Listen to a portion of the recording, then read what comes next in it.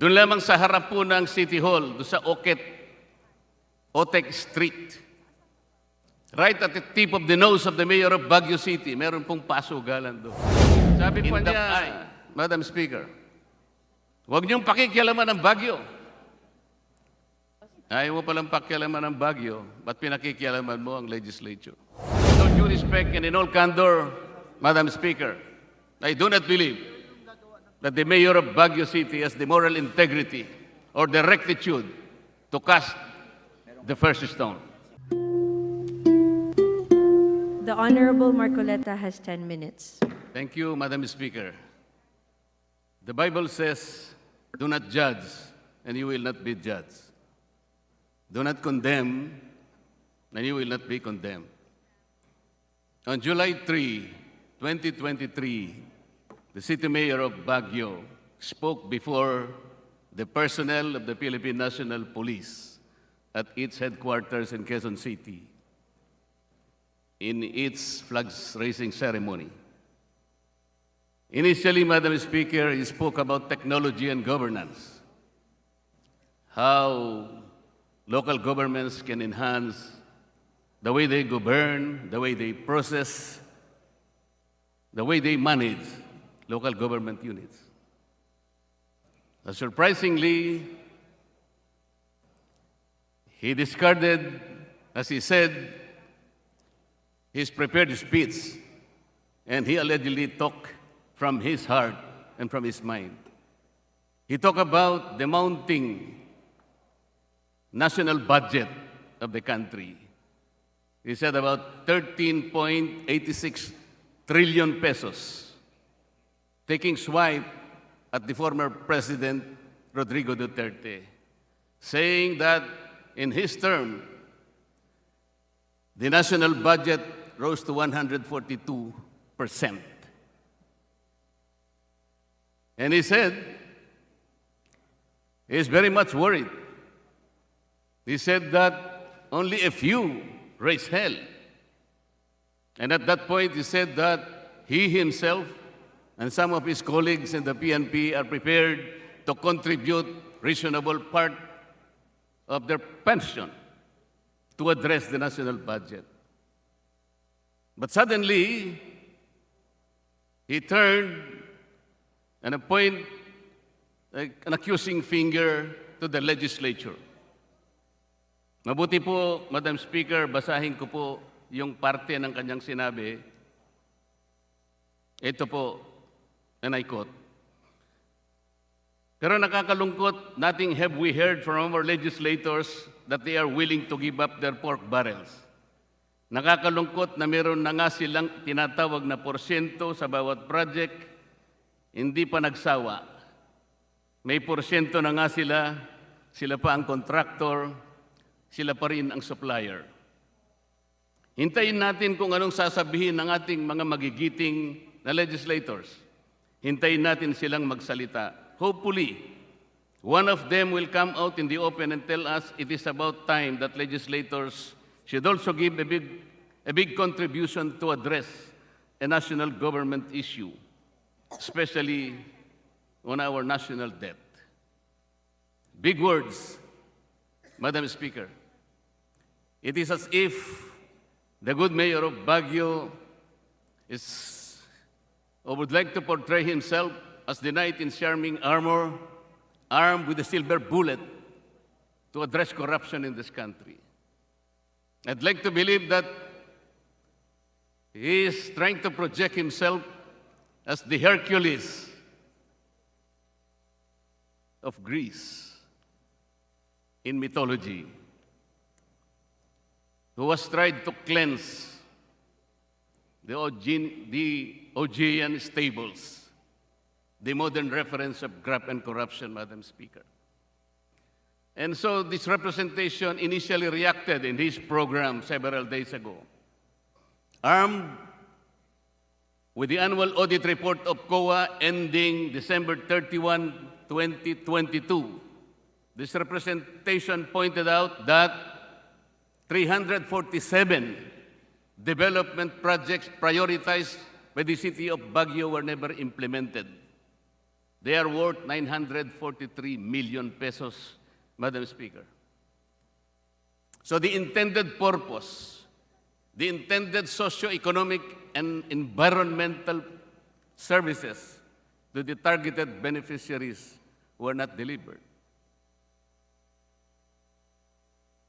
A portion of that audit report, Madam Speaker, also showed that 40 of the ongoing partially implemented projects were terminated because they incurred substantial negative slippage. 26 of them, valued 40 million pesos, incurred negative 15%. What does this mean, Madam Speaker? This means that there is no actual monitoring and supervision of the projects. The COA said the required detailed engineering activities were never undertaken. The total of those 40 ongoing projects is 96 million pesos, Madam Speaker. The funds received from DPWH intended to construct a multipurpose building and the athletic oval bowl in Burhan Park, Madam Speaker, were used to pay the progress billing of a separate city project in violation of the project's Memorandum of Agreement and in violation of the GAA of 2021. That's diversion, Madam Speaker.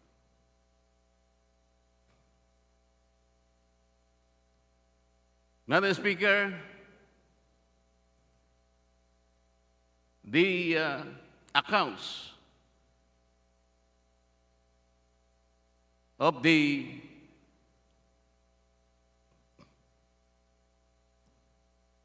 special education tax and the real property tax amounting to 456 million pesos could not be ascertained. Why? Because of the unreconciled difference between the reported balance of the city accounting office and the reported tax due of the city treasury office in the amount of 265 million pesos, or a discrepancy of some 191 million pesos.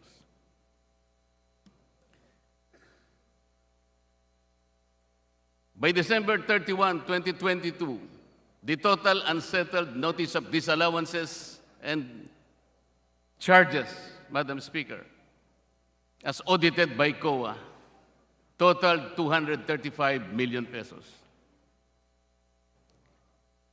Even the local disaster reduction management fund in the total of 405 million pesos, only 106 million pesos were utilized, Madam Speaker, showing a utilization rate of 26%. Why? Why do they have to withhold the services that are due to the constituents of Baguio? Why is it that COA was able to note a time deposit of the city of Baguio in the amount of 4.3 billion pesos? Bakit hindi po nila gastahin? These are supposed to mitigate the effects of the environment, to shield and protect the people of Baguio. Bakit po iipunin ang 4.3 billion pesos in the treasury, in the banks, at hindi gamitin?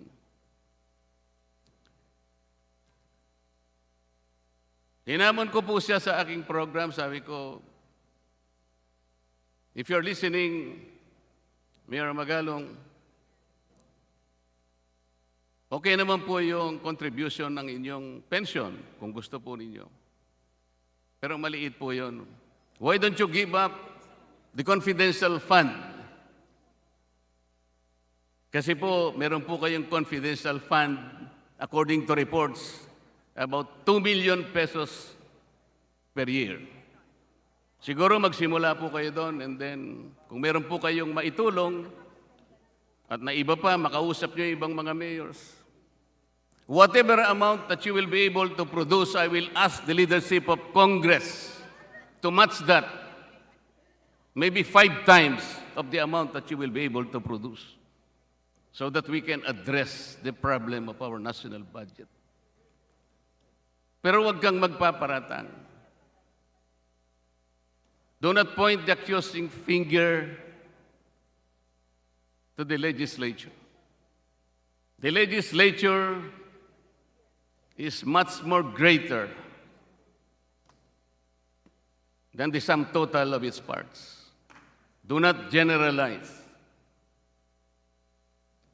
With this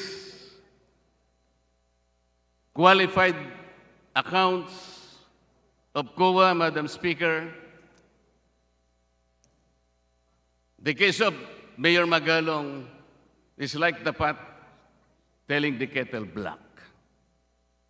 Para pong sinabi po nung palayok, o ikaw kawali, ang itim-itim mo.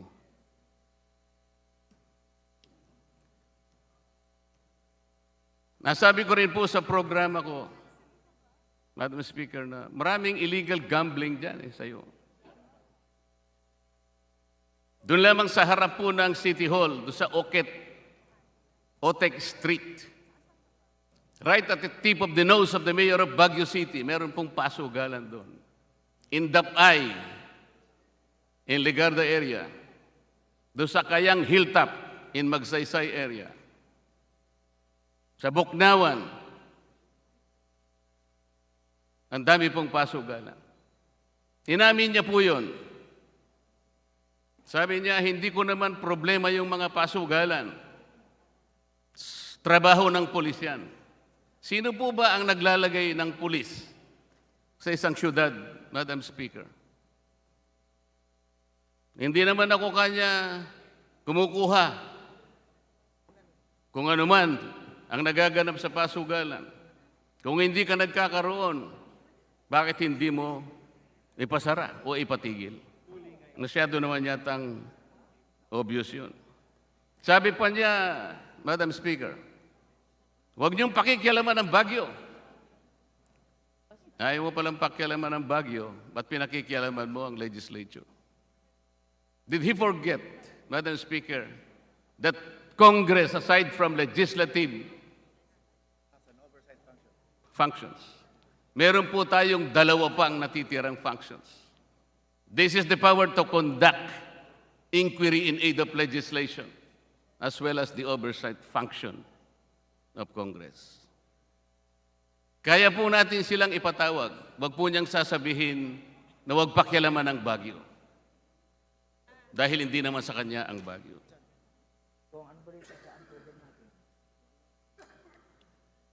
Nung nagpa-interview po siya sa radyo and television, he was asked to name names. But he refused to name names. Ang sabi po niya, I cannot do that. If I name names, I will be put in a very, very adverse situation.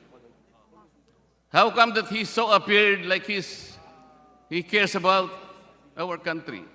That he loved the country, that he showed patriotism and heroism. But he cannot face, he's not brave enough to face the consequences of his action. Madam Speaker, there was a challenge posed by the Bible thousands of years ago.